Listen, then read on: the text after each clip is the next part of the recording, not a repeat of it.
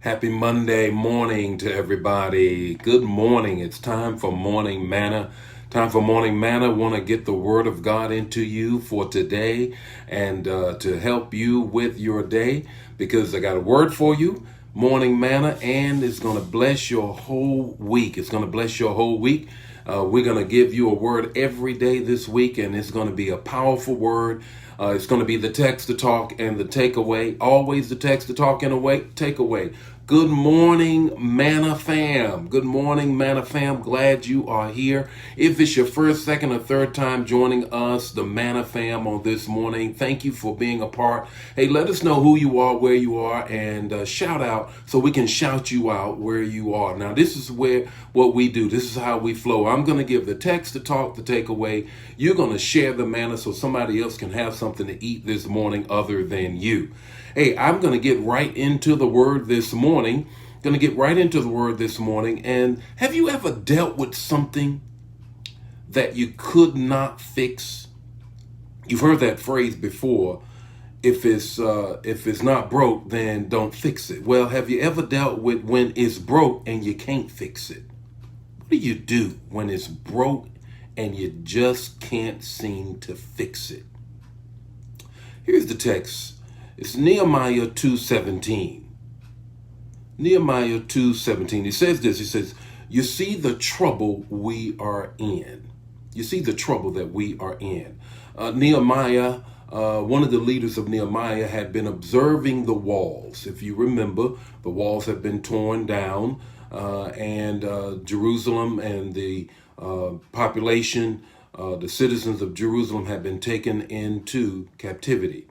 Walls were torn down, and now they've gotten this permission to go back and check it out. And one of the leaders who had been riding all night long, checking out the walls, came back and says, "Hey, you got to see the trouble that we are in."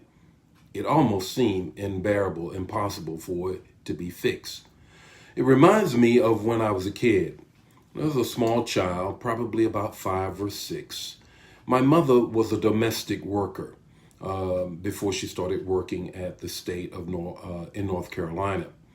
And as a domestic worker, I remember very well the white family that she worked for gave her to give to me a shovel and bucket, a little shovel and bucket for sand that you go to the beach and you just dig up sand, put it in a bucket, play with it, what have you, build sand castles. Well, we were poor, very poor. We lived in the projects.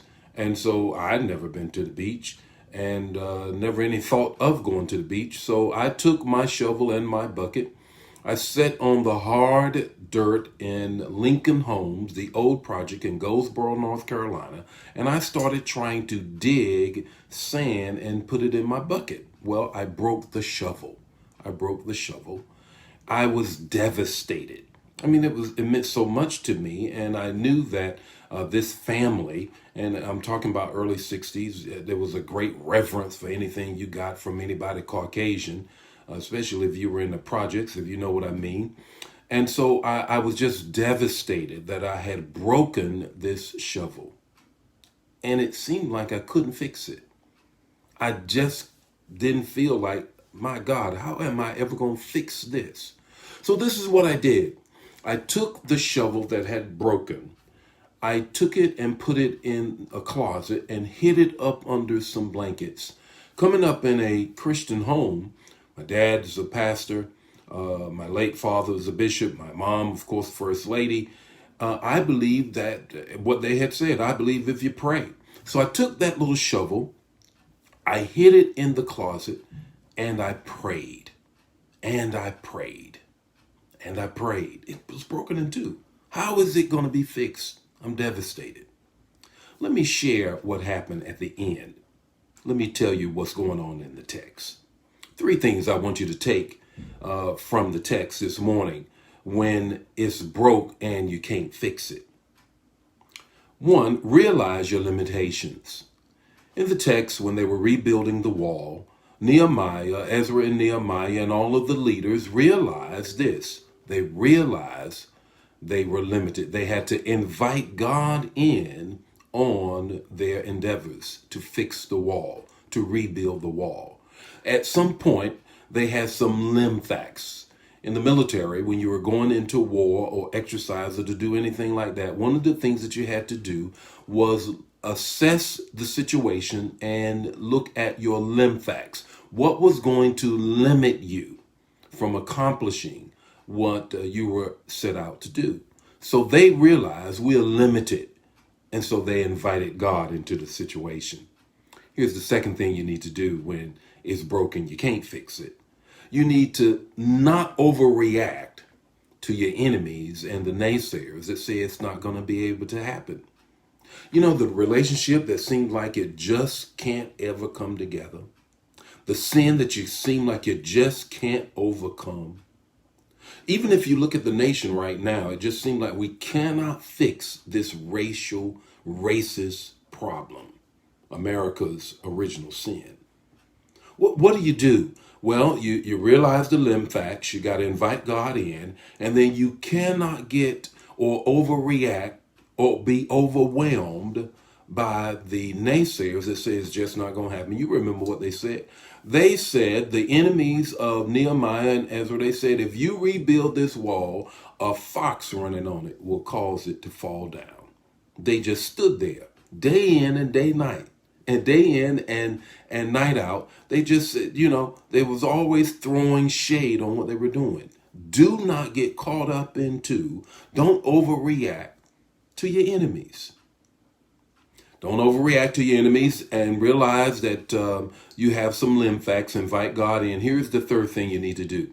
Recognize it may take some time to fix this problem, to fix that bad habit, to fix the situation that you're in. Realize it took them 52 days to rebuild the walls. Once they got it together, they did rebuild the wall.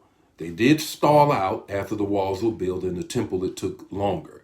But they realize that it's going to take some time. Sometimes you're dealing with some stuff that you're trying to fix. It's going to take some time. What's your takeaway this morning? Let's come back to the story that I shared with me and my sand bucket and the shovel that was broken, that I hid under the blankets in the closet, and that I prayed that God will put that shovel back together. Well, guess what? God never put that shovel back together. It remained broken to this day. It remained broken. God was not going to fix what I broke. He was going to fix my faith.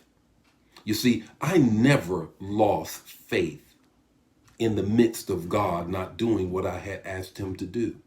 I held on to God. I was a young tyke, 5 or 6 years old.